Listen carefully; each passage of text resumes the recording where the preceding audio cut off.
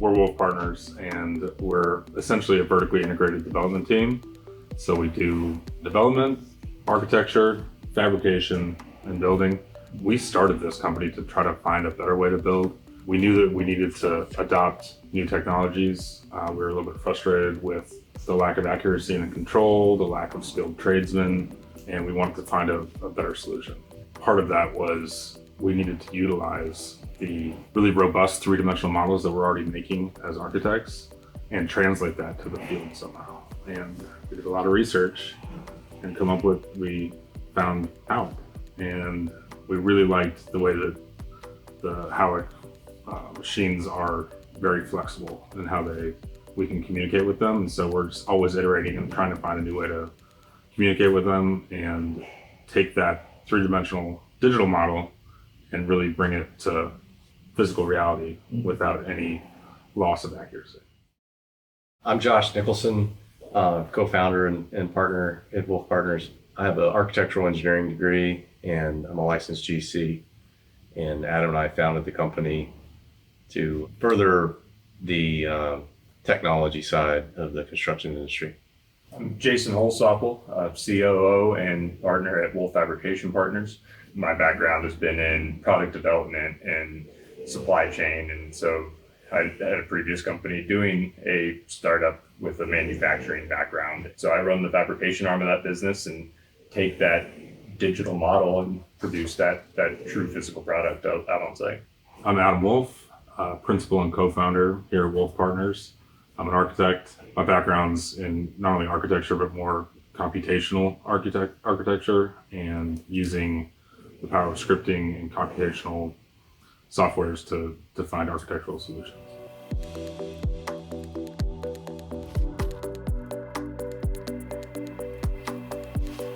Just from a pure business standpoint, each of these sectors of our own business run at different paces. So development is just very slow, meticulous and tedious, and architecture, needs a little bit more of a faster pace as far as what projects come in the door.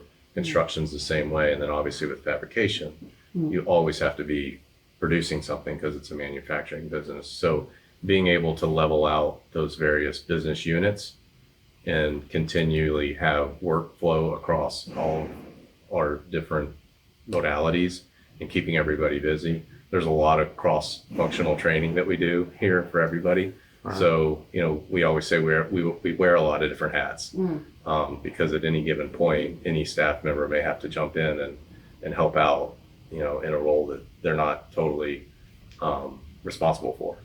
We started this knowing that we'd like to have a fabrication facility that can provide to outside clients, but we also needed to figure out how to do it.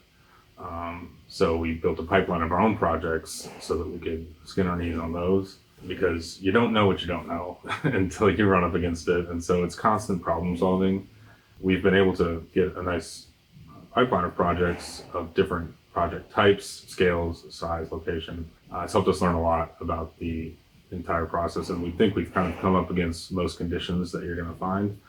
And now we're happy to say, okay, we got this, and happy to serve outside clients now. Yeah, we've been able to mitigate a lot of those barriers to entry, those difficulties, by having the vertical integration and consistent immediate feedback loop by doing that. To Adam's point, we didn't jump straight into external business. We said no for 2 years by doing stuff like that, right? By saying, let's have that call from down the hall when we run into that thing to address, whether it's the digital side, which we found was maybe the biggest barrier to entry with this whole thing, beyond just buying a machine, it's truly understanding that digital world to be able to speak to that.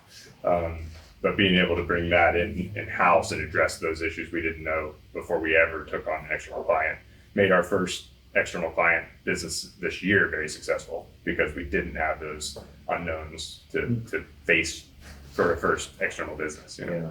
And from an external standpoint, each of these businesses, we can kind of a la carte our services to each other. So rather than just offering steel fabrication exclusively, many of those people need the design input, they need the design help, and they need the actual site erection portion of that as well. And so for us to be able to offer kind of any and all of those, right? We can just provide In a different Howick mixture, yeah. panels, or we can provide that with a design specifically for the panelization, which, there's a lot to be said for the efficiency of a project if it's designed for panelization as opposed to trying to put that in after the fact, right?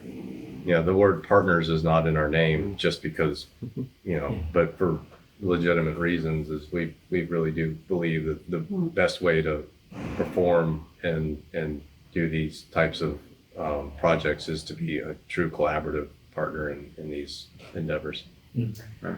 Part of my previous experience on the owner side was really looking at the entire team and seeing where the strengths and weaknesses were. And so we take the same approach when we are looking at collaborating with someone else, because determining where we actually fit in that approach is really the bird's eye view that we have to solidify before we actually move forward, right? So, we may act as the architect and fabricator, and there would be a GC and developer, or we may just collaborate directly with a capital partner to take the whole thing. But it all is dependent upon what that project requires and what the strengths and weaknesses of the entire development team really need. Yeah, it's a proper integrated project delivery method. Well, there's a lot of talk about that in the industry. It's hard to structure those contracts appropriately. It's hard to incentivize, differing parties when there's a lot of finger pointing. Having that set up and being integrated and everybody kind of mutually incentivized to get it done has been probably our greatest strength thus far. And then having, like you said, done all those roles, we know when we're plugging into other groups or, doing a different type of project team in different capacities, we kind of know what to expect, and we know what to expect of those folks, ourselves, and it makes it really seamless.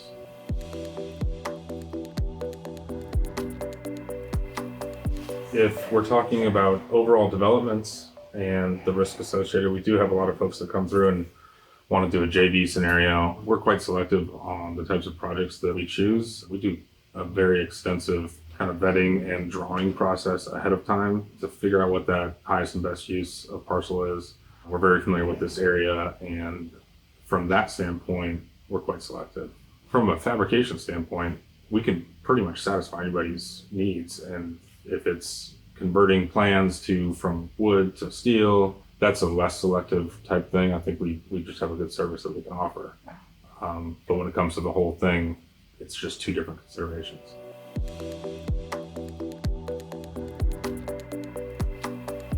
Adam and I had been incubating this idea of doing our own development for a long time at our previous firm. And we kicked the tires on a lot of different technologies that were out there in the market, SIPS panels, insulated concrete forms, but they were all sort of lacking that sort of collaborative digital process that we were after.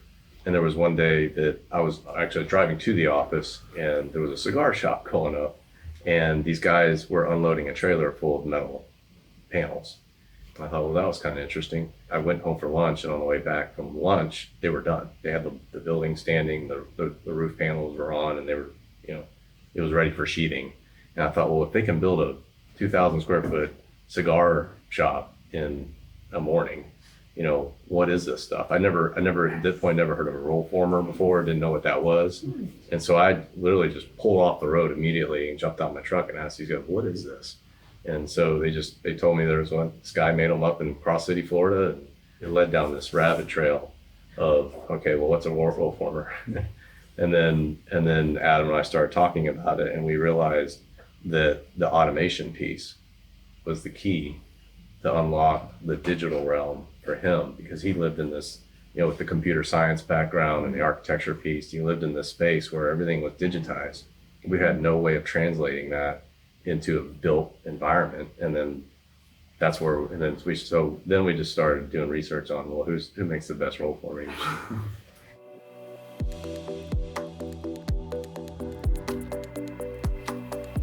As we were discussing kind of how do we bring technological innovation into the space, I used to joke with my friends at prior architecture firms, why can't we just make the 3D Revit model the contract documents. It's extremely robust. It's got every single element. It's down to trim, window offsets. Like, why can't we just have guys build from the Revit model? And it gets sliced into 2D plans like this, further abstracted, whether they're looked at or not by the guy installing something, you never know. So we wanted to grab hold of control, but still have design freedom. We do site-specific development. Like I said, we're choosy on the sites, and each site calls for a different solution. You know, maybe you know that you're going to do multifamily, but the way that it's organized, the way that it's expressed, what neighborhood it's in, what's the history of the neighborhood, are all factors that go into how we decide what we're going to build and develop.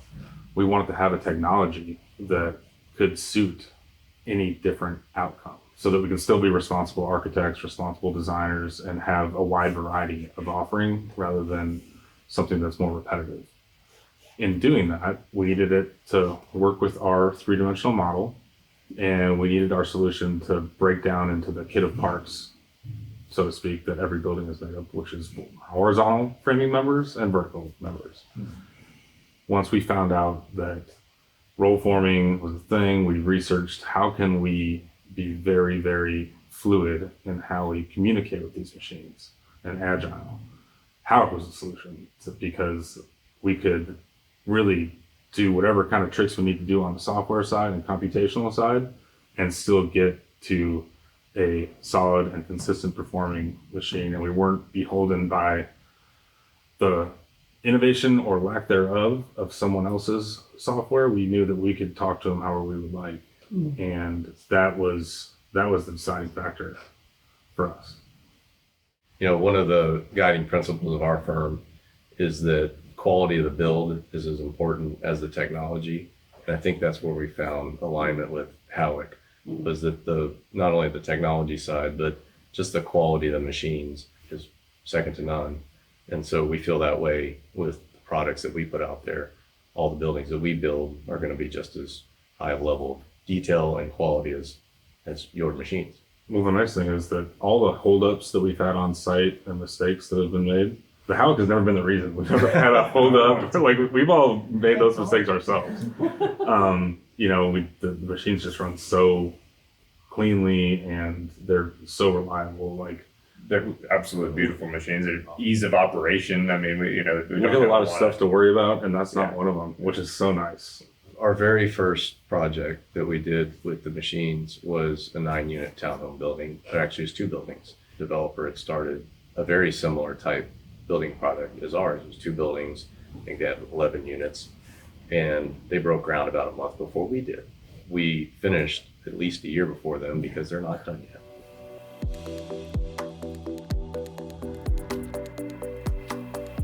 I think for me, the most rewarding thing that we do is create developments and enhance communities, and having some input in how our city grows is a responsibility, but a rewarding one. And we have somehow been lucky enough to find the team that we have. Some people have just kind of come out of the woodwork, whether they saw what we were doing or drove by a building and they kind of wanted to join. And we've got our core group that serendipitously crossed paths at the right time. The other part of the cast has just kind of come along and kind of it's been a magnet to attract talent. And we're so fortunate to have all of those folks on our side as well. Yeah, our staff really believes in the vision, and they actually love the idea of being able to see the whole process from start to finish. You don't get that if you're just siloed into a contracting role or a design role. You know, they get exposed from the time we are acquiring a piece of land all the way to the time we actually sell them. So, you know, they see the whole process from start to finish, and that makes it much more intriguing for them. And I think it's helped with retention and enthusiasm for what we're doing. Some of our architects have said at their past firms, like, they've never even walked into a building that they worked on. Because you work on something and you maybe, like, if you're low on the totem pole, you draw stairs for a couple months, and then you draw the other stair for another project in Shanghai, and then sadly that's how it goes. And that's how it was for me too. I walked into the first project that I worked on 4 years after I left that firm, because it was a large one. And the cool thing here is we get to, first of all, decide what the project's going to be, and then, you know, it's cool to walk into a building where you know that you've kind of placed every single stud, every single element in it, and made all the decisions. And then it comes to fruition, and you were there for the entire process. Seeing that from start to finish is just a really transformative and rewarding process for our whole team. Yeah. At the end of our job, invite all the, not just the staff, but also all the sub-consultants that we used, and the development partners, capital partners, and we have fun. Folks who showed up to the neighborhood meeting, like it's Yeah. just, it's cool because it's, you got Yeah, I think the vertical integration that we have, and then the excitement that the three of us have, and then just that community culture that we have, has really brought a very dynamic group. Everybody here has that same mentality, that same drive, and so it's really put a really very organic growth of this company with some very dynamic, staff.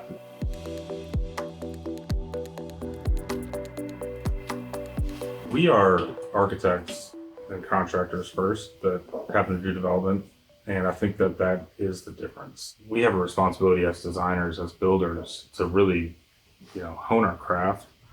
And part of the reason that we wanted to be the developer as well is because then we can make the decisions that we see fit, that are probably less economics driven and more product driven, and creating an atmosphere, creating a space, creating something that's different and novel and appropriate. A lot of our projects have very different aesthetics because they're in different neighborhoods with different histories, different microclimates, different sun exposure. We think that's the responsible way to design and develop. And we wanted the freedom to do that with our prefabricated process. So call it mass customization, where we can design what we think is appropriate and site specific, but not have to change anything about our process out here in the shop. And that's what we're doing with the house machines. Yeah.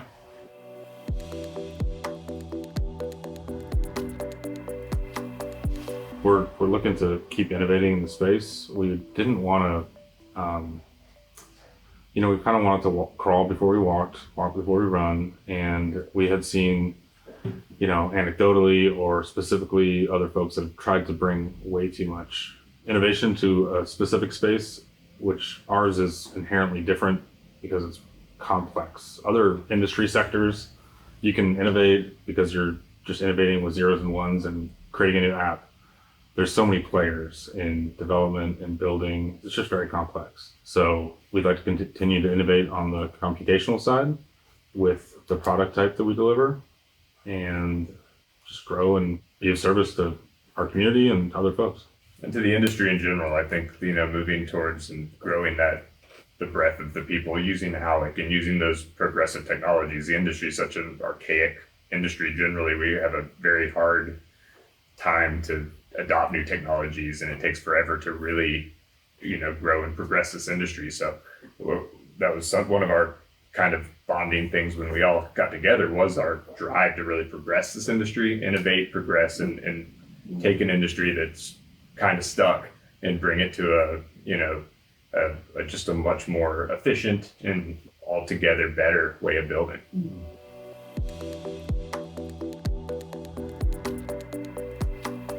It really stems from a passion that we all have to advance the industry forward in whatever little way that we can play a part in that, is our goal.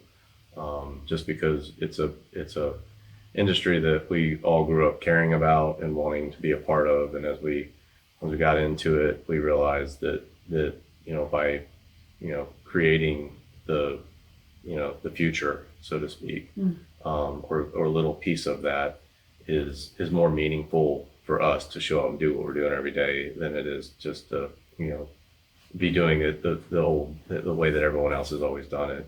And I think too, with us being a startup, so to speak, we're still in that early phase. We didn't have the legacy baggage of trying to work with an existing organization to implement this. It was like, this is what we're doing from the start. And so we didn't have any constraints on what we could do. And that's been very freeing and allowing us to be pioneers in what we're doing. There's going to be things that we don't even know what we don't know in some cases. And so we really wanted to keep the main thing. The main thing was figuring out how to do this. And then we're going to add on to it and have more advancements. But right now we just wanted to really perfect this, just like we perfected our craft and our, industry sectors that we came from, we feel like we've got a really good grip on how to work with the Howick machines, with the steel framing, and we're just going to continue to pursue to grow that knowledge and keep on trying to create good things.